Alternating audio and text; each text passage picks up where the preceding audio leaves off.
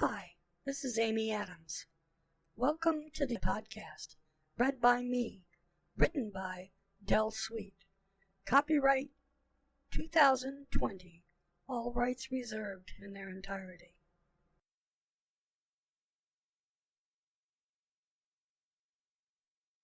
Journals and Diaries, Mike, March 8th. I debated with myself how to start this. Isn't that stupid? Not whether I should start it. I guess that means that I have some hope that I am not the only one left. Actually, I know that I'm not the only one. I've heard gunshots more than once. I've heard a dog barking as well, and I've seen several cats, dogs, squirrels, etc. I've also heard what sounded like a car or a truck, but I couldn't figure out where it was coming from. Everything is so quiet. It could be anywhere. The sound of the river drowns things out too. Even so, I haven't seen any other people. None. And I'm getting ahead of myself again. I have no idea what has happened, even here in this town. It doesn't really matter either, except to tell you, whoever you may end up being, what happened from my point of view, I guess. Maybe it's the same for you. Maybe writing this out is a waste of time, but it keeps my mind off shit, you know? So, I wondered where to start. Today, last week, just start, I guess. I have heat, food, and fire. And I've finally gotten myself moved into this cave, so my mind is more at ease. But again, I'm getting ahead of myself. It started for me last week on the 2nd of March. Only 6 days, but everything here has changed. I was having a few beers, watching the coverage of the World Countdown Party. Hey, it was supposed to be a joke, right? And supposedly we had a few months to go. It was supposed to be one big, long countdown party. And the meteor was supposed to miss. But one minute everything was fine, and the next the power was out. Then the first quake hit. I made it through that night, and 2 more quakes? Aftershocks? Who knows? I was just trying to get through till morning. The phones were out, sirens everywhere, no power, but the closer it got to dawn, the less noise there was. The sirens fell off, the rain started hard, and then the lightning came. A thunder and lightning storm in the middle of winter. It was spooky, and when morning finally came, it didn't make much sense at all. Almost everything I could see in every direction was flattened. The streets had cracked open and had become rivers. The temperature was higher than it should have been. But that didn't last. By noon the rain stopped, and I kept expecting to see someone. Emergency workers, power company, somebody, even a neighbor. But I saw no one at all that day. I guess as serious as it was, I wasn't taking it seriously. At least not that first day. I was still thinking rescue, help, it's on the way. This is the most powerful country in the entire world. Help is coming. So I sat on my ass and drank beer and ate bologna sandwiches and chips, and stared out at the street from my front porch, which was perched on the edge of a 20-foot rain gully. Just before dark, the real quake hit. It had to have been stronger than the previous ones. It felt like it anyway. I barely jumped off the porch before it fell into the gully. Scared the hell out of me. It wasn't long after that when darkness settled in, and I knew I was in trouble. Something in the whole structure of the house was damaged. Every aftershock made it dance, sway around me. It was almost now a 2-foot drop down to the ground since my porch was gone. And I didn't dare leave because I had no idea what it was like outside. No streetlights, no moon, no starlight, none. Then the storm came back, and the air turned cold. Every time the lightning flashed, I could see the street, or what had been the street. There really was no more street. It was a river now, wide, and it looked pretty deep. All the opposite side of the street was gone. No houses, cars, telephone poles, satellite dishes, Nothing.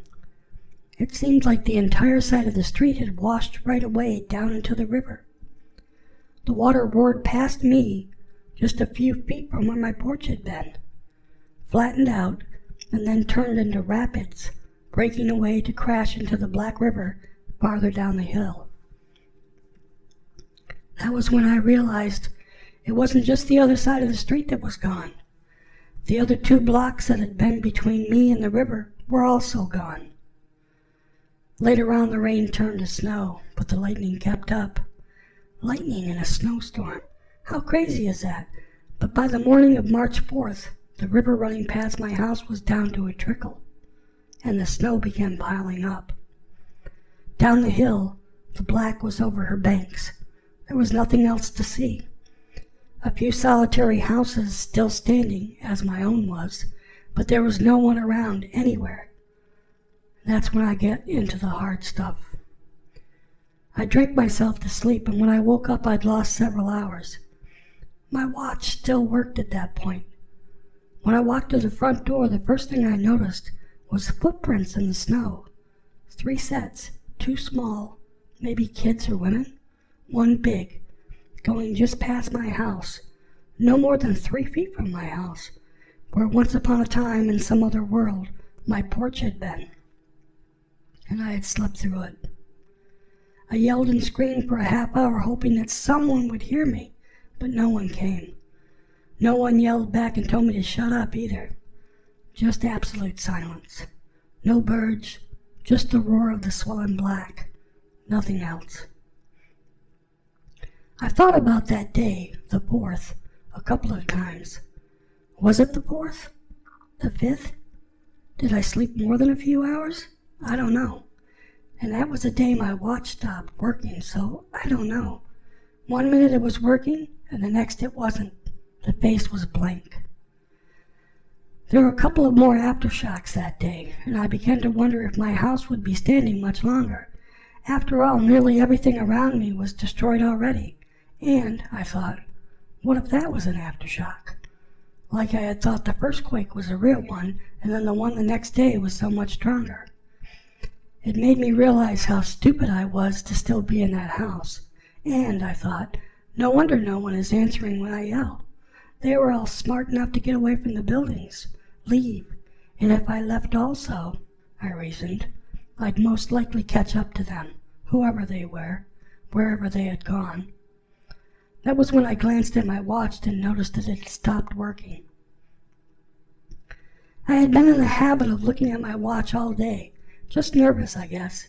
I was positive that I had just looked at it and it had been working. But when had that been?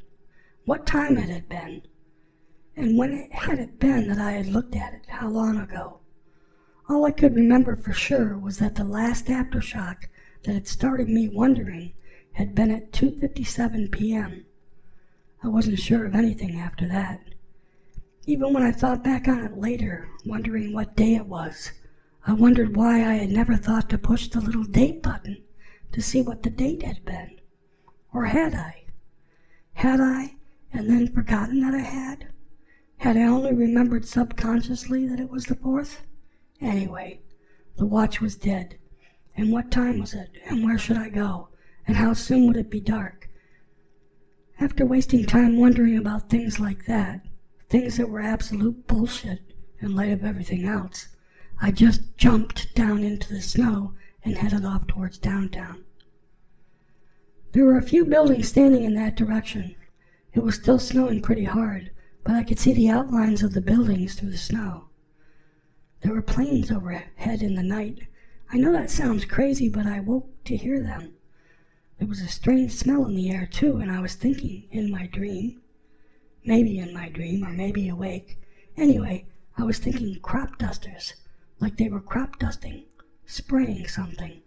It was weird, except now I could see traces of blue powder, something, on the snow, and it made me remember the dream.